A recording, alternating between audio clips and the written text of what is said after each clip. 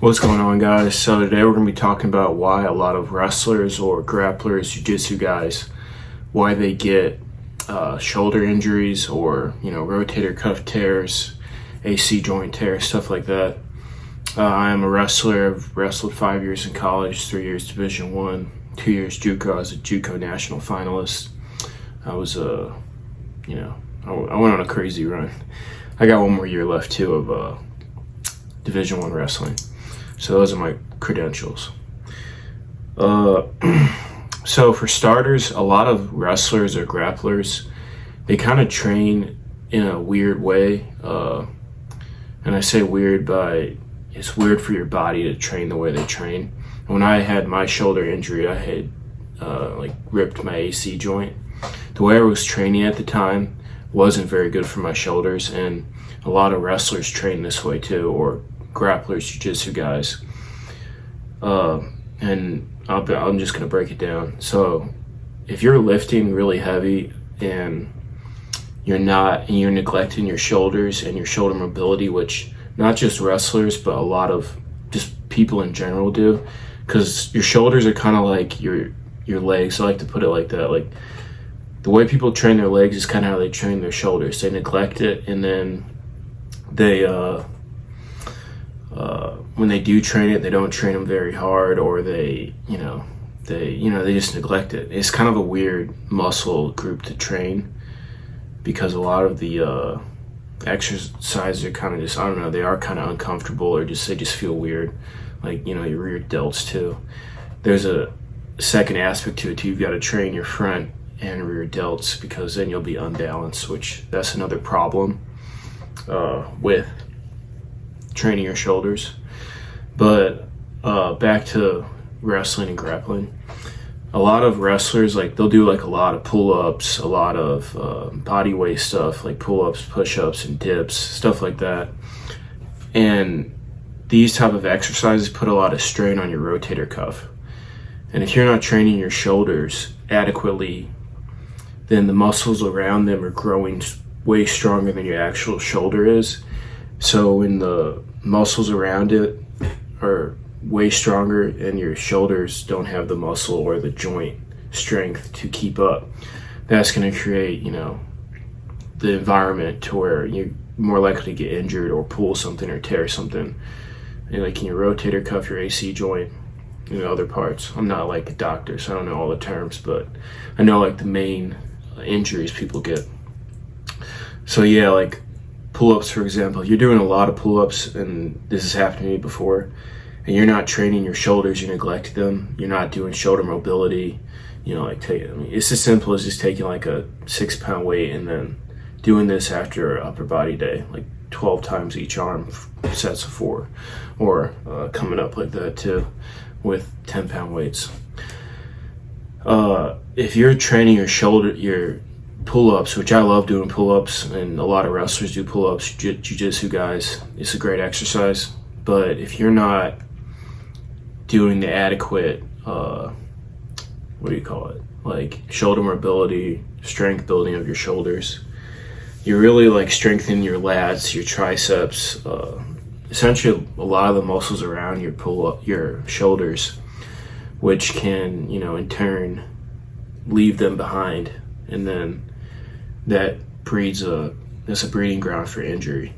Also, it depends on your wrestling style too. A lot of guys, they like to put themselves in compromising positions, especially smaller guys. Even bigger guys too, which I think is worse when you're a bigger guy, because there's so much more weight on your joints. So putting yourself in a compromising position is twice as bad as when you're smaller, because no matter what size you are, the human body or the human joints can only take so much pressure, so much force.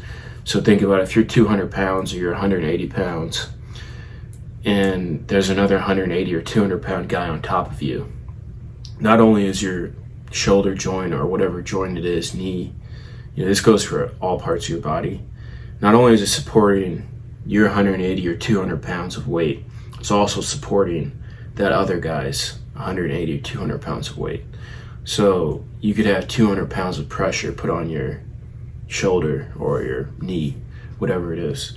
That's why it's so much more important for bigger guys to have a, I'm not gonna say like more like, reserve style, but yeah, kind of like you can't do as much of the crazy funky stuff that a lot of smaller guys can do. Whereas if you're 125 pounds or 141 pounds, even if another guy's on you, that's only like 280 pounds of pressure max. Whereas me, if there's another guy my size on me, that's 400 pounds on my shoulder joint or on my knee if it's twisted. So you've got to take these things into account. Yeah, but a lot of guys, in wrestling, grappling, they kind of neglect their shoulder joints because it's not really something that you think, oh, like I don't need to have strong shoulders for wrestling or grappling. But longevity-wise and injury-wise, yeah, you need to be making sure your joints have an equal amount of support and, pressure resistance. If your arms are really strong and your shoulders are weak, that's an imbalance. If your back's really strong and your arms and biceps are really strong and then your shoulders aren't, that's an imbalance. Same thing with your legs. I mean, if you have really strong quads and then your hamstrings and your glutes and then your calves are weak, then that's an imbalance and you're more likely to tear something. I say quads too because most people, I'm not going to say most, but I think a lot of people are quad dominant. And when you're quad dominant, it's easy to neglect your glutes, your hamstrings, and your calves. And that's just going to create a big imbalance. I mean, same thing with your calves. I think like a lot of people don't train calves, but I think you should like at least get the blood flow going to your calves. Because again, you're creating an imbalance in your body when you're training other parts of your body really hard, and then you're not training that specific muscle group that's connected. I like to think of training as it's like your body's a big like wire. I mean, it's just pretty much a chain. If one part of the chain is weak, it's going to mess up the whole chain. I don't think a lot of people think of training that way. That's why I don't think you should really be neglecting any body part, even for aesthetic reasons, because again, longevity wise, you're gonna mess something up.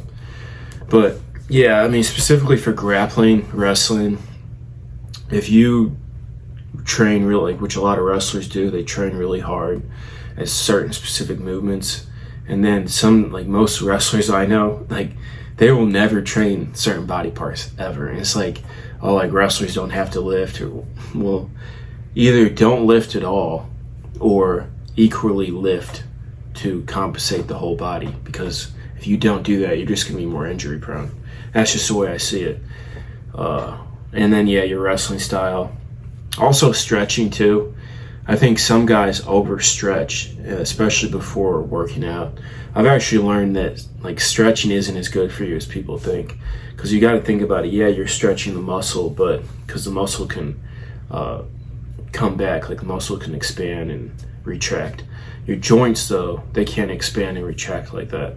So if you're stretching a joint before a workout, the amount of time it's going to take for that joint to retract and recover from that stretch is a lot longer than that muscle. And honestly, I don't even know if your joints can like retract like the joint tissue like the same way the muscle does. It doesn't work the same. I think a lot of people get that confused. They think the muscle and the joint operate the same. That's why I was kind of always taught to always get a sweat going first before you do any type of stretching. Get your body warm or do a dynamic stretch, because if you don't, then you're putting yourself at risk. So I always, I mean, some people think it's weird, like I don't like to stretch too much. I'll do some dynamic stuff, get warm, but overly stretching I don't think is good. And even in the upper body, it's like you got to watch out.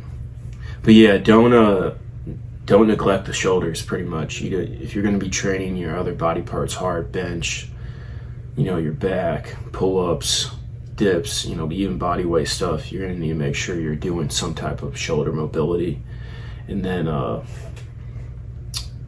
making sure they're strong enough to keep up with your other muscle groups in your body. Yeah, that's pretty much it.